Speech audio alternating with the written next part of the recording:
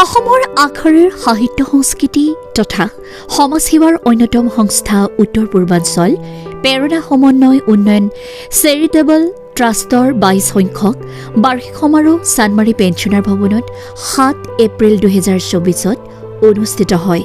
প্ৰতি বছৰৰ দৰে এই বছৰো ফুলেশ্বৰী ডেকাৰ সোঁৱৰণিত প্ৰেৰণা বঁটা প্ৰদান কৰা হয়। বঁটা গ্ৰহণ কৰা সফল হ'ল।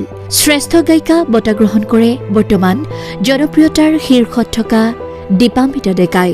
শ্ৰেষ্ঠ উদীয়মান গায়িকা বঁটা গ্ৰহণ কৰে নেহা ভাগৱতীয়ে। সেইদৰে সাহিত্য জ্যোতি বঁটা জয়ন্ত বৰপূজাৰীয়ে। সাহিত্য ৰত্ন বঁটা বিশিষ্ট সাহিত্যিক চন্দ্ৰধৰ কলিতাই। নৃত্যশিল্পী প্ৰেৰণা বঁটা জনপ্ৰিয় নৃত্যশিল্পী পূৰ্ণিমা ডেকা চহৰীয়াই। কৃতি শিক্ষয়িত্ৰী প্ৰেৰণা বঁটা পূৰবী দাস কলিতাই। কৃতি শিক্ষয়িত্ৰী প্ৰেৰণা বঁটা পূৰবী দাস কলিতাই। কৃতি শিক্ষক প্ৰেৰণা বঁটা কৃষ্ণ মেধিয়ে। সংবাদ সেৱক প্ৰেৰণা বঁটা নিয়মীয়া বাৰ্তাৰ জ্যেষ্ঠ সাংবাদিক কুমুদ তালুকদাৰে। শ্ৰেষ্ঠ শিল্পকলা বিদ্যালয়ে প্ৰেৰণা বঁটা আগবঢ়োৱা হয় কালাৰ ৱৰ্ল্ডক। অনুষ্ঠানত সম্বৰ্ধনা জনোৱা হয় বিশিষ্ট সাহিত্যিক ক্ৰমে ডক্টৰ যতীন্দ্ৰনাথ ডেকা, ডক্টৰ নিৰূপা ৰয় বৰুৱা, ডক্টৰ কমল মজুমদাৰ, ডক্টৰ ধনেশ্বৰ বৰুৱা আৰু বিশিষ্ট সমাজসেৱক ডক্টৰ ভূমিধৰ দাসক। অনুষ্ঠানত বিশিষ্ট অতিথি হিচাপে উপস্থিত থাকি বঁটাসমূহ প্ৰদান কৰে বিশিষ্ট শিল্পী ডক্টৰ অঞ্জনজ্যোতি চৌধুৰী, ট্ৰাষ্টৰ পৰিচালন সচিব সবিতা বৰ্মন ডেকা, সচিব ডক্টৰ প্ৰকাশ ডেকা, ডক্টৰ নিৰূপা ৰয় বৰুৱা আদিয়ে। উল্লেখযোগ্য যে জনপ্ৰিয় কবি ডক্টৰ প্ৰকাশ ডেকাৰ কাব্যগ্ৰন্থ সকলোতকৈ আপোন অনুষ্ঠানত উন্মোচন কৰা হয়। লগতে বিশ্ব পৰিৱেশ দিৱসৰ লগত সংগতি ৰাখি ট্ৰাষ্টে চলাই অহা নিম কন্যা লিজা ডেকাৰ তত্বাৱধানত অনুষ্ঠিত কৰি অহা সুদৰ্শন আৰ্ট প্ৰতিযোগিতাত বিজয়ীসকলক বঁটা প্ৰদান কৰে ডক্টৰ যতীন্দ্ৰনাথ ডেকা, বিশিষ্ট আবৃত্তিকাৰ কৃপাঞ্জলি কটকী, বিশিষ্ট ফেশ্বন ডিজাইনাৰ মণি দাস, বিশিষ্ট আবৃত্তিকাৰ অনুৰূপা চৌধুৰী আদিয়ে। অনুষ্ঠানৰ আঁত ধৰে লিজা ডেকা আৰু মণি দাসে। নিউজ ৰিপৰ্ট টকচক 24 ইণ্ডিয়া। প্ৰেৰণা ট্ৰাষ্ট আজিৰ পৰা 21 বছৰ আগত আমি গঠন কৰিছিলোঁ। যিটো ট্ৰাষ্টৰ আচলতে আমি সামাজিক স্বাস্থ্য শিক্ষা স্বনিয়োজন সকলো ক্ষেত্ৰতে আমি কাম কৰি আহিছোঁ। আৰু তাৰে মাজত আমি প্ৰতিটো বাৰ্ষিক যিটো আমি অনুষ্ঠান পাতোঁ প্ৰেৰণা ট্ৰাষ্টৰ, সেই অনুষ্ঠানটোত আমি অসমৰ বিশেষ ক্ষেত্ৰত আগবাঢ়ি যোৱা কিছুমান ব্যক্তিক, যেনে সাহিত্যৰ ক্ষেত্ৰত, শিল্পীৰ ক্ষেত্ৰত, স্বনিয়োজনৰ ক্ষেত্ৰত, তেনেকুৱা প্ৰত্যেকটো ভাগত আমি বঁটা প্ৰদান কৰি আহিছোঁ তেওঁলোকৰ দক্ষতাৰ ওপৰত, যাতে তেওঁলোকে এই বঁটাটো পাই তেওঁলোকৰ নিজৰ ক্ষেত্ৰখনত দুগুণ উৎসাহেৰে আগবাঢ়ি যাব পাৰে। আমাৰ মূল উদ্দেশ্য সেইটোৱেই। আজি আমি 9জনক এই বঁটাটো প্ৰদান কৰিছোঁ। মুখ্যতঃ আমি অসমৰ আটাইতকৈ শীৰ্ষত থকা জনপ্ৰিয় শিল্পী দীপান্বিতা ডেকাক আমি এই বঁটাটো প্ৰদান কৰিছোঁ।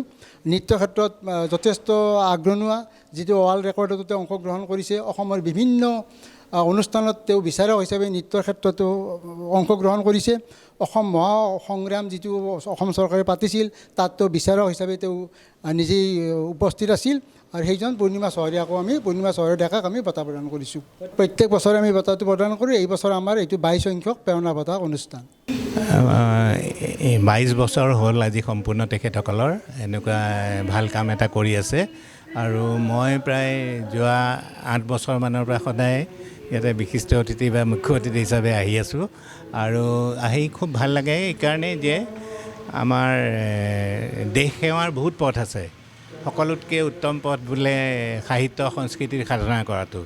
গতিকে এই সাহিত্য সংস্কৃতিৰ সাধকসকলক এই প্ৰেৰণা ন্যাসে যিটো উদগনি দি থাকে, উৎসাহ দি থাকে, সেইটোৰ কাৰণে সঁচাকৈ তেখেতসকল ধন্যবাদৰ পাত্ৰ।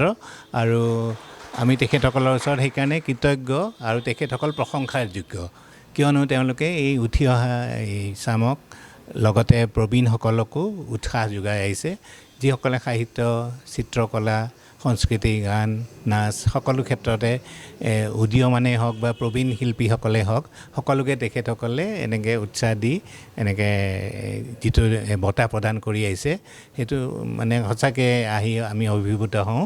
আৰু দূৰ দূৰণিৰ পৰা অসমৰ বিভিন্ন ঠাইৰ পৰা আহে তেখেতসকলক লগ পাওঁ। লগ পাই তেখেতসকলৰ কথা পাতি তেখেতসকলৰ সৃষ্টিৰাজিৰ কথা গম পায়। সঁচাকৈ মনটো উৎফুল্লিত হৈ পৰে। গতিকে মই কি ক'ম, আজি প্ৰায় 8 বছৰে এনেকৈ তেওঁলোকৰ সৈতে এনেকৈ প্ৰত্যেকখন সভাতে জড়িত হৈ আছোঁ। গতিকে মই আশা কৰিম যে এই তেখেতসকলৰ প্ৰতাপ ডেকাৰ উদ্যোগত যিটো ন্যাসৰ তেওঁলোকৰ এই কৰ্মৰাজি, সেইটো মানে নিৰবিচ্ছিন্নভাৱে থাকক আৰু মানুহক সহায় কৰি যাওক, জাতিটোক উদ্বুদ্ধ কৰক, জাতিৰ হকে কাম কৰি যাওক, তাকে কামনা কৰি মই খুবেই ভাল লাগিছে। নিৰ্বাচন মণ্ডলীয়ে মোক এই বঁটা নিৰ্বাচন কৰি ওলাইছে আৰু মই ভবা নাছিলোঁ আচলতে এনেকৈ নিৰ্বাচন পাম বুলি। খুবেই ভাল লাগিছে আৰু বঁটাটি পোৱাৰ পিছত মোৰ আৰু দুগুণে আৰু মোৰ বাঢ়িব আৰু যাতে মই পিছলৈ মই কাম কৰি যাব পাৰোঁ সংগীতৰ ক্ষেত্ৰখনত, আৰু আপোনালোক সকলোৱে আশীৰ্বাদ কৰিব বহুতো যাতে আগুৱাই যাব পাৰোঁ। বঁটাটো পাই খুবেই ভাল লাগিছে, বহুত সুখী মই, আৰু প্ৰেৰণা দাসক মোৰ ফালৰ পৰা বহুত আন্তৰিক অভিনন্দন জনাইছোঁ। আৰু আগলৈ যেন এনেকুৱা সুবিধা দি থাকে প্ৰেৰণা দাসে, এইখিনিতে আৰু। পূৰ্ণিমা ডেকা চহৰীয়া মোক কালচাৰেল এৱাৰ্ড বঁটা কৰিছে।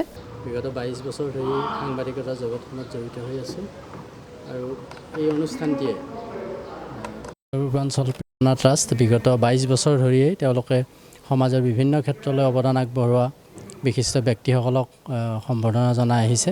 সাংবাদিক হিচাপে আমাৰ সমাজৰ প্ৰতি বিশেষ দায়িত্ব আছে আৰু সেই দায়িত্ব কিমান সঠিকভাৱে পালন কৰিব পাৰিছোঁ সেইটো সময়ে ক'ব।